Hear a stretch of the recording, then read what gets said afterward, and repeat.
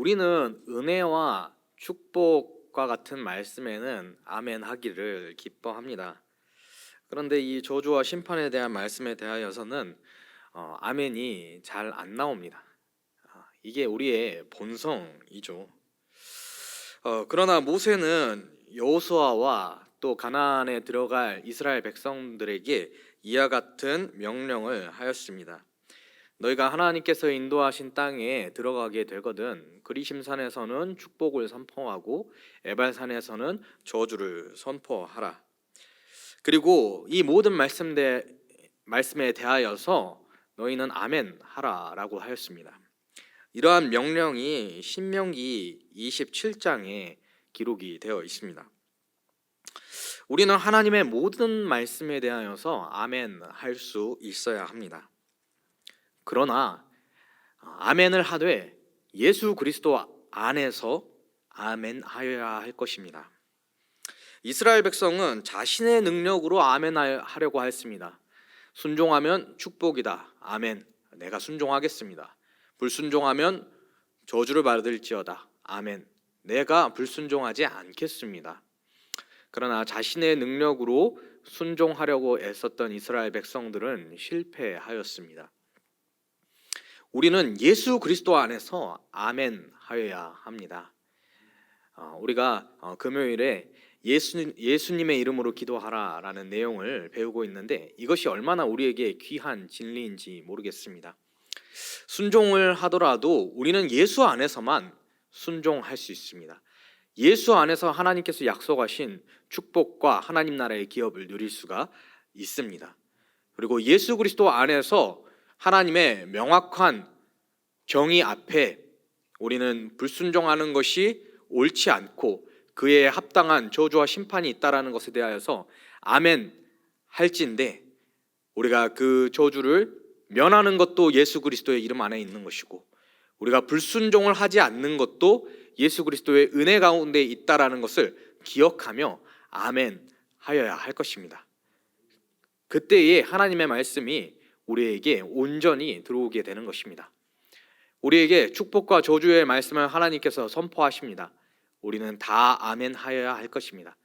그런데 우리는 예수 그리스도 안에서 아멘 하여야 할 것입니다. 예수 그리스도 안에서 오늘 말씀에 대하여서 아멘 할 수 있는 우리 모두가 되기를 주님의 이름으로 소망합니다. 네, 오늘 본문은 엘리사가 행한 두 번째 이적의 말씀을 다루고 있습니다. 첫 번째 기적은 여리고에서 이 쓴물을 단물로 바꾸는 이적을 엘리사가 행하였습니다. 두 번째 이적, 오늘 본문 열왕기하 2장 23절에서 24절 말씀을 우리 함께 보도록 하겠습니다. 제가 읽겠습니다. 엘리사가 거기서 베델로 올라가더니 그가 길에서 올라갈 때에 작은 아이들이 성읍에서 나와 그를 조롱하여 이르되 대머리여 올라가라 대머리여 올라가라 하는지라. 엘리사가 뒤로 돌이켜 그들을 보고 여호와의 이름으로 저주하며 곧 수풀에서 암곰 둘이 나와서 아이들 중에 42명을 찢었더라. 아멘. 여러분들 이 내용이 어떻습니까? 조금 너무하다 싶은 내용이 아닙니까? 가혹하다라는 생각이 들지도 않습니까? 어떤 학자는 이 본문에 대하여서 어느 모로 보나 유치한 내용이다라고까지 말하기도 하였습니다. 애들이 좀 조롱하고 장난을 쳤다고 해서 선지자가 자기 분을 못 이겨서 함부로 저주를 한 것처럼 보이기 때문입니다. 그런데 과연 이 본문이 그저 유치하고 가혹한 그런 이야기에 불과할까요? 이 사건을 우리가 살펴볼 때는 우리는 베델의 역사에 대해서 한번 살펴볼 필요가 있습니다. 이 베델은 하나님을 조롱하는 역사를 가지고 있었습니다. 베델은 북이스라엘의 초대 왕인 여로보암이 금송아지를 만들어 온 이스라엘을 우상 숭배로 이끈 도시입니다. 제멋대로 제사장들을 세우고 제멋대로 절기를 만들어 금송아지를 섬겼습니다. 열왕기상 12장 28절에서 29절 말씀을 보겠습니다. 이에 계획하고 두 금송아지를 만들고 무리에게 말하기를 너희가 다시는 예루살렘에 올라갈 것이 없도다. 이스라엘아, 이는 너희를 애굽 땅에서 인도하여 올린 너희의 신들이라 하고 하나는 베델에 두고 하나는 단에 둔지라.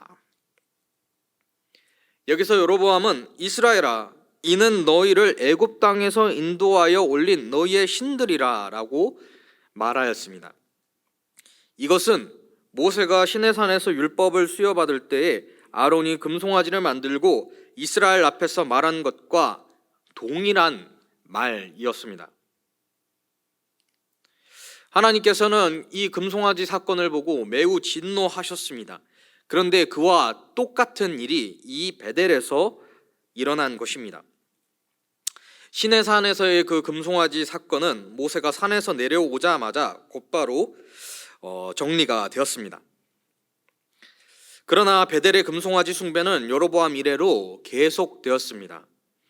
주전 722년 북이스라엘이 멸망하기까지 약 200년간 베델의 금송아지 숭배는 단 한 번도 철폐되는 일이 없이 계속해서 온 이스라엘을 우상 숭배의 길로 이끌었습니다. 베델이 하나님을 조롱하는 도시로 북이스라엘의 역사 내내 자리매김하였던 것입니다.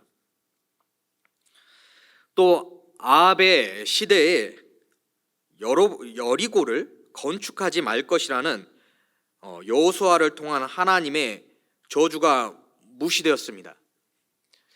이 여리고를 짓는 사람은 히엘이라는 사람이었는데 이 사람에 대한 내용이 열왕기상 16장 34절 가운데 있습니다. 우리 함께 보겠습니다.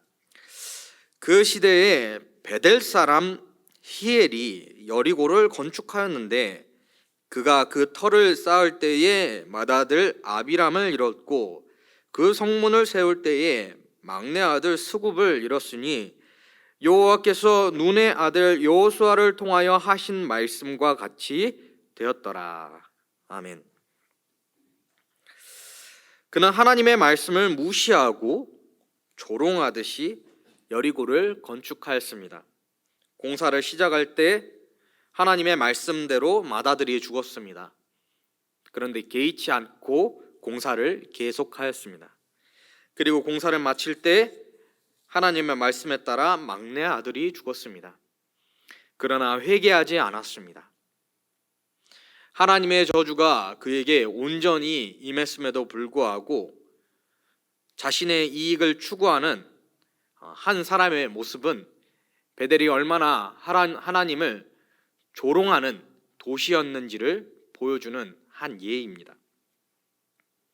베델의 아이들이 하나님의 사람을 조롱한 것은 이러한 조롱의 역사 속에서 행하여진 것이었습니다. 베델이라는 도시가 하나님을 경외하는 마음이 도무지 없었기 때문에 그 어린아이들이 하나님을 업신여기고 또 하나님의 선지자를 조롱하였던 것입니다. 그들이 올라가라 하고 조롱하였던 것은 이 열왕기 2장 앞부분을 보면 엘리야가 하늘로 올라간 것을 거짓으로 치부하며 너도 역시 올라가라 한 것으로 볼 수 있습니다.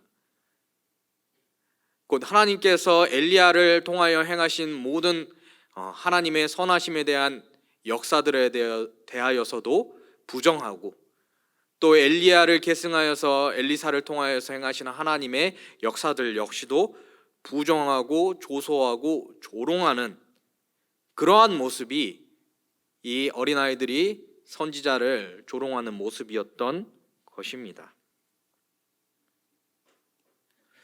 그런데 이 본디, 이 베델이라는 곳은 어떤 곳입니까? 창세기 28장 17절에서 18절, 19절까지 제가 읽겠습니다. 이에 두려워하여 이르되 두렵도다 이곳이요 이것은 다름 아닌 하나님의 집이요 이는 하늘의 문이로다 하고, 야곱이 아침에 일찍이 일어나 베개로 삼았던 돌을 가져다가 기둥으로 세우고 그 위에 기름을 붓고, 제가 19절까지 읽겠습니다. 그곳 이름을 베델이라 하였더라. 이 성의 옛 이름은 루스더라. 아멘. 예, 이 베델은 루스라는 이름을 가진 가나안 성읍이었지만 야곱이 형을 피하여서 밧단 아람으로 나아갈 때 하나님의 사다리를 보고 이것은 하나님의 집이다라고 고백하며 베델이라고 이름하였습니다. 또 야곱이 고향으로 돌아왔을 때 집안에 있는 모든 우상을 정리하고 회개하며 하나님 앞에 예배하였던 곳이 베델이라는 것을 우리는 또한 기억합니다. 이 베델은 사무엘상 7장을 보면 선지자 사무엘이 순회하며 이스라엘을 돌본 지역 가운데 하나이기도 하였습니다. 그리고 선지자 엘리야를 통하여 선지자 학교가 세워진 곳이 바로 이 베델이기도 하였습니다. 이와 같이 베델은 하나님의 집이라는 명칭을 가지고 있었고, 또 하나님께서 부어주신 은혜가 상당하였음에도 불구하고 하나님을 조롱하는 그러한 마음이 가득한 도시였던 것이었습니다. 어린 아이들의 죽음은 곧 그 도시의 미래의 소망이 끊어진 것을 가리킵니다. 베델의 모든 아이들이 죽은 것은 아니지만 하나님께서 그들의 미래에 대하여서 명확히 심판하실 것을 경고하신 것이었습니다. 후에 아모스 선지자도 이 우상과 조롱의 도시인 베델의 심판에 대하여서 경고하였습니다. 그러나 베델은 끝까지 금송아지를 섬기며 하나님을 조롱하다가 아수르를 통한 하나님의 맹렬한 심판으로 인하여서 황폐하게 되었습니다. 하나님을 향한 이 조롱의 역사는 신약에서도 계속 이어집니다. 이제 이 베델의 역사는 아닙니다. 그러나 이 하나님을 조롱하는 이 세대의 모습을 우리는 이 신약을 통하여서도 볼 수가 있는데요. 엘리사를 향하여 올라가라 하며 조롱하였던 조롱자들은 십자가에 달리신 예수님께 대하여서 내려오라라고 조롱하였습니다. 엘리사는 즉각적인 저주로 그들에게 응대하였지만 우리 주님께서는 자비하심으로 그들을 위하여 기도하셨습니다. 그러나 그들에 대하여서 심판을 유보하시고 기회를 주신 것일 뿐이지 끝까지 회개하지 않고 하나님을 조롱하는 자들에게는 맹렬한 심판이 기다릴 뿐입니다. 우리는 이 본문을 통하여서 생각하여야 할 것입니다. 이 베델의 어린아이들이 조롱하는 것은 그냥 단순히 지금 나타나 보이는 현상이 아니라 뿌리 깊은 조롱의 역사 가운데 나타난 사건이라는 점을 기억하여야 합니다. 이것은 무엇을 의미합니까? 우리가 하나님을 조롱하는 세대가 된다라면 우리의 다음 세대는 자연스럽게 하나님을 조롱하는 세대가 된다라는 것입니다. 우리는 우리의 다음 세대가 하나님의 뜻대로 서는 것을 보기를 원합니다.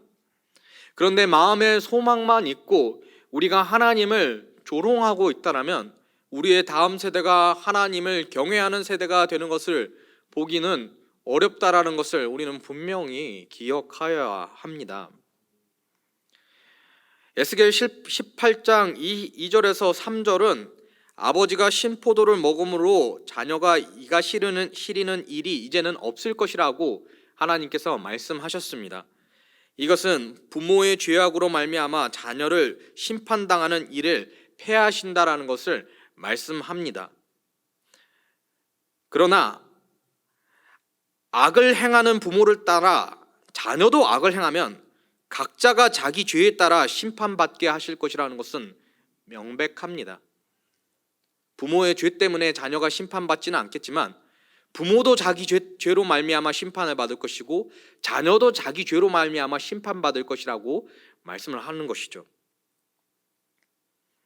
그렇기 때문에 우리가 에스겔 18장 2절에서 3절 때문에 이 자녀들이 우리가 조롱하는 이 조롱함으로 말미암아 온전히 하나님을 조롱하는 일로부터 자유할 것이라는 생각은 가지지 않아야 할 것입니다.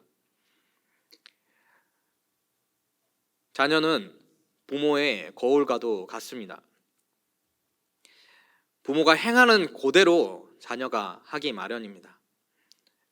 마음은 뜻이 있지만 우리의 삶이 하나님을 조롱하는 삶을 반영한다라면 자녀들 역시도 하나님을 조롱할 것입니다.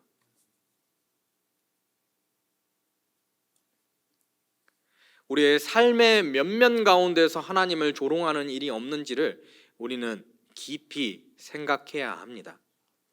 베델에서도 나름대로의 예배가 있었습니다.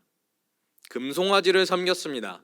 금송아지를 섬긴 것은 이방신을 섬긴 것이 아니라 여호와 하나님을 섬긴다라고 하면서 여호와의 뜻대로 섬기지 않는 일을 행하였던 것입니다. 사마리아에서 이 여리고를 건축을 하였습니다. 하나님의 백성의 지경 내에서 무엇인가 건물을 건축하는 것이 무슨 문제가 되겠습니까? 그런데 하나님의 말씀을 면밀히 살피지 않고 경거망동한 죄가 이 여리고의 죄악이었던 것을 우리는 기억합니다. 하나님의 공동체를 떠나지 않았습니다. 그런데 그 안에서 범죄하는 것이죠.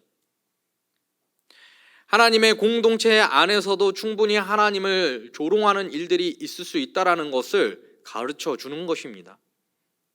우리는 우리 자신이 종교 생활을 행하고 있고 또 자녀들도 나름대로 교회에 나오고 종교 생활을 하고 있다라고 하여서 우리가 하나님을 경외하고 있다라고 착각해서는 안 됩니다. 우리는 하나님의 말씀을 면밀히 살펴야 합니다. 그리고 우리의 삶 가운데에 비추어 보아야 합니다. 우리가 하나님을 경외하고 있는지, 하나님을 조롱하고 있는지, 우리의 삶 하나하나를 잘 살펴서 말씀의 안경으로 우리의 삶을 살펴보아야 합니다. 그리고 우리가 하나님을 조롱하고 있거든 그것에서 떠나고 우리는 하나님을 경외하는 일로 나아가야 할 것입니다. 우리는 육체에 따라서는 하나님을 조롱할 수밖에 없습니다. 하나님의 이 은혜에 계신 말씀을 통하여만 우리는 하나님을 조롱하고 있는지 조롱하고 있지 않은지를 발견할 수 있을진데, 우리는 이 말씀을 통하여서, 성경을 통하여서 하나님의 말씀을 정확하게 발견하였다 할지라도 우리의 육체에 따라서는 이 하나님을 온전히 경외하고 조롱하지 않는 일을 행할 수가 없음을 분명히 기억해야 합니다.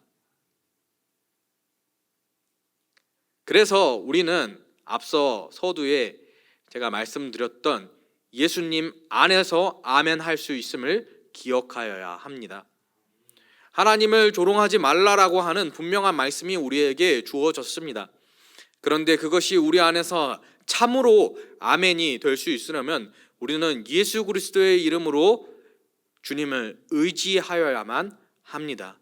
그래서 우리가 육체에 따라서 조롱하지 않는 것이 아니라 성령에 따라서 하나님을 조롱하지 않고 경외하는 삶으로 나아가야 할 것입니다. 우리가 그렇게 했을 때에 우리의 삶 가운데서 하나님이 조롱받으시는 일들을 제하여 나갈 수가 있고, 우리의 자녀들이 우리를 볼 때에 나의 부모님은, 그리고 우리의 믿음의 공동체에서 우리의 믿음의 선배들은 하나님을 조롱하는 분이 아니라 하나님을 경외하는 분이라는 것을 보고 그것을 배우게 될 것입니다. 우리는 이것을 기억하며 말씀 앞에 아멘 하여야 할 것입니다. 저주의 말씀이 선포되었습니다. 심판의 말씀이 선포되었습니다. 하나님을 조롱하는 자마다 심판받을 것이며 그 조롱하는 세대는 다음 조롱하는 세대를 낳을 것이며 다 같이 멸망하게 될 것이라는 하나님의 두려운 심판의 메시지를 우리는 발견하게 되었습니다. 그러나 자비하신 하나님께서는 이와 같은 무시무시한 말씀을 주실 때에 우리로 두려움 가운데 멸망하라고 하시는 것이 아니라 이 말씀을 통하여서 경책함을 받고 육체에 따라 살아가지 말지며 성령 안에서 예수 그리스도의 이름으로 기도하며 아멘하며 예수 안에서의 이 말씀으로 말미암은 복됨을 누리라고 말씀하시는 것입니다. 멸망당하라고 주시는 말씀이 아니라 듣고 돌이키되 예수 안에서 돌이키라고 주시는 말씀이신 것입니다. 우리는 이 말씀을 기억하고 우리 자신이 조롱의 세대인 것은 아닌지 말씀 가운데서 잘 살펴보고 성령의 은혜 가운데 하나님을 조롱하는 세대가 아니라 하나님을 경외하는 세대가 될 것이며, 하나님께서 우리를 그렇게 은혜 베푸심 가운데에서 우리의 다음 세대 역시도 하나님을 경외하는 세대가 되기를 주님의 이름으로 소망합니다.